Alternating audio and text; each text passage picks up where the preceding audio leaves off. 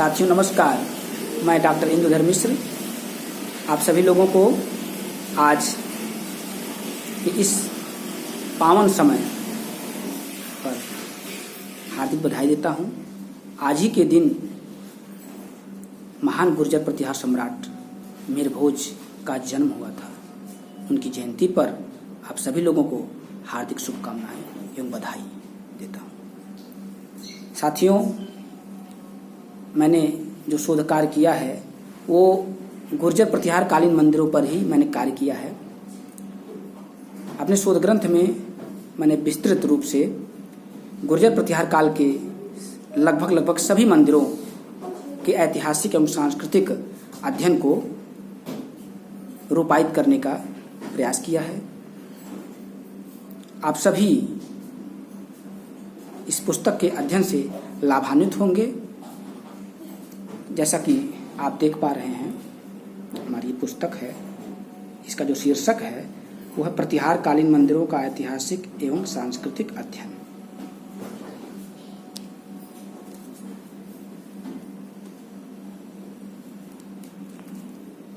ये कला प्रकाशन वाराणसी के द्वारा प्रकाशित हुई है।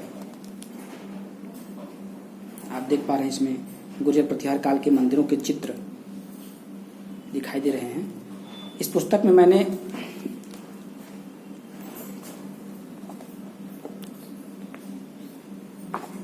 अंतिम में गुर्जर प्रतिहार काल के जो प्रमुख मंदिर हैं उन मंदिरों के छायाचित्र फलक भी जो है प्रस्तुत किए हैं। इसमें से आप देख पा रहे हैं, ये महुआ का शिव मंदिर है। ये उत्तर पूर्व दिशा से खींचा गया चित्र है। दूसरा चित्र मुरैना जो है गुर्जर प्रतिहार नरेशों का केंद्र रहा है, कला केंद्र रहा है, फेमस कला केंद्र रहा है। तो मुरैना में जो नरेशर मंदिर समूह हैं, ये देख पा रहे हैं आप, घाटियों में ये मंदिर बनाए गए हैं, निर्मित किए गए हैं। इसके पश्चात जो मुरैना में ही आप मंदिरों का समूह देख पा रहे हैं, एक संकुल के रूप में मंदिर निर्मित किए गए हैं। मुरैना में बटेसर मंदिर समूह है। यहाँ आप देख पा रहे हैं शैव धर्म, वैष्णव धर्म, शाक्त धर्म से संबंधित ये सभी मंदिर जो है निर्मित किए गए हैं। फिर ग्वालियर दुर्ग और तेली का मंदिर आप देख पा रहे हैं। ग्वालियर दुर्ग में ही चतुर्भुज मंदिर, जिसको महान गुर्जर प्रतिहार सम्राट मीर भोज के सामंत अल्ल ने निर्मित करवाया था। इसको वाइल भट्ट स्वामी मंदिर भी कहा जाता है या वल्ल भट्ट स्वामी मंदिर भी कहा जाता है। इसके कई नाम हैं, ये भी बड़ा फेमस है। इस प्रकार से साथियों,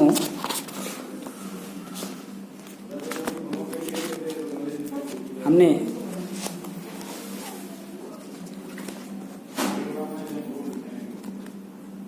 आप देख पा रहे हैं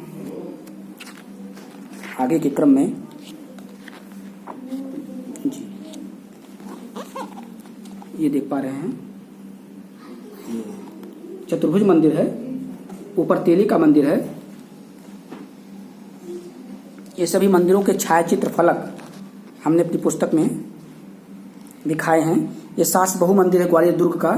ये ऊपर का मंदिर है, सास मंदिर है। बड़े मंदिर, जहाँ भी सास बहु मंदिर की नामकरण की परंपरा आती है, वहाँ बड़े मंदिर को सास मंदिर और छोटे मंदिर को बहु मंदिर के नाम से संबोधित करने की परंपरा रही है। तो ऊपर का दोनों सास बहु मंदिर हैं। एक ग्वालियर दुर्ग पर मंदिर स्थित हैं।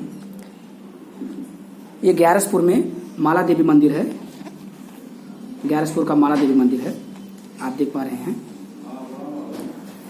फिर है, नीचे है देवगढ़ का शांतिनाथ मंदिर, बरुआ सागर जराय मठ मंदिर बरुआ सागर, जगेश्वर का नवदुर्गा मंदिर। फिर चलते हैं राजस्थान में ओसिया, ओशिया प्रमुख कला केंद्र रहा है गुर्जर प्रतिहार सम्राटों का। वहां उन्होंने शौर संप्रदाय, वैष्णव संप्रदाय, शाक्त संप्रदाय के बहुत सारे मंदिरों का निर्माण कार्य करवाया। ओशिया में हरिहर मंदिर में भी कई प्रकार के मंदिरों का निर्माण करवाया गया।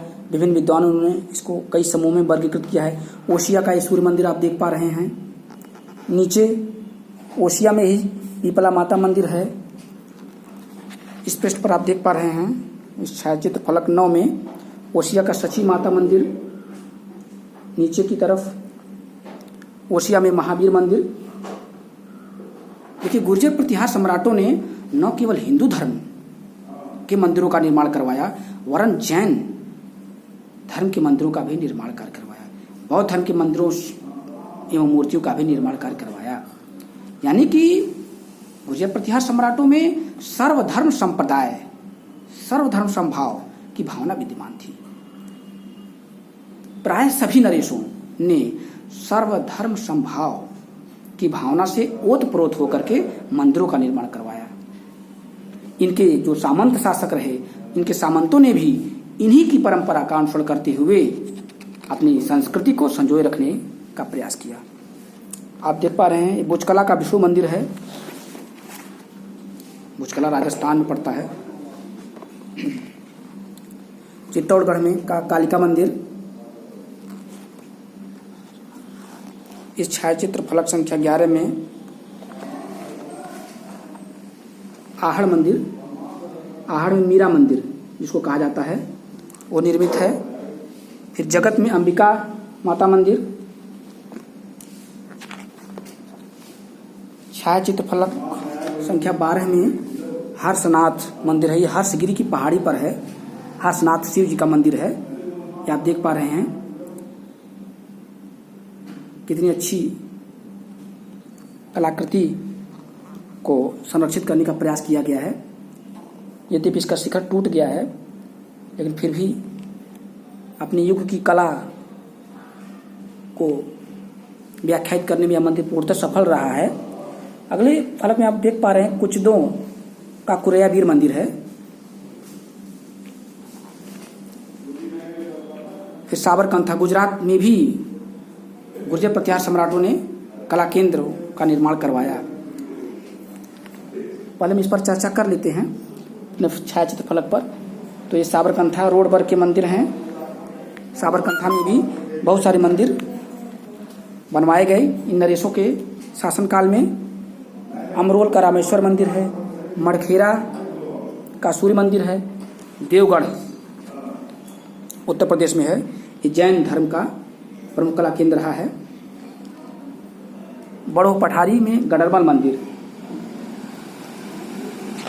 ये प्रमुख मंदिरों को हमने सूचीबद्ध किया है।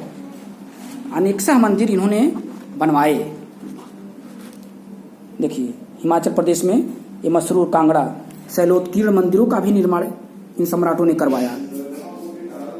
चतुर्भुज महादेव मंदिर, नचना, अमरोल का दाने बाबा मंदिर, तिरही का शिव मंदिर, एक घुरजट शिव मंदिर भी इसको कहा जाता है। बड़ो पठारी का जैन मंदिर। देखिए, जैन धर्म के मंदिरों का भी निर्माण इन शासकों ने करवाया था। किराडू में ये विष्णु मंदिर है, बना हुआ है। किराडू का राजस्थान में पड़ता है। झालरपाटन में सूर्य मंदिर। देखिए, शैव संप्रदाय के मंदिरों का भी निर्माण कार्य गुर्जर प्रतिहार सम्राटों ने करवाया। गैरसपुर में माला देवी मंदिर के स्तंभ को आप देख पा रहे हैं।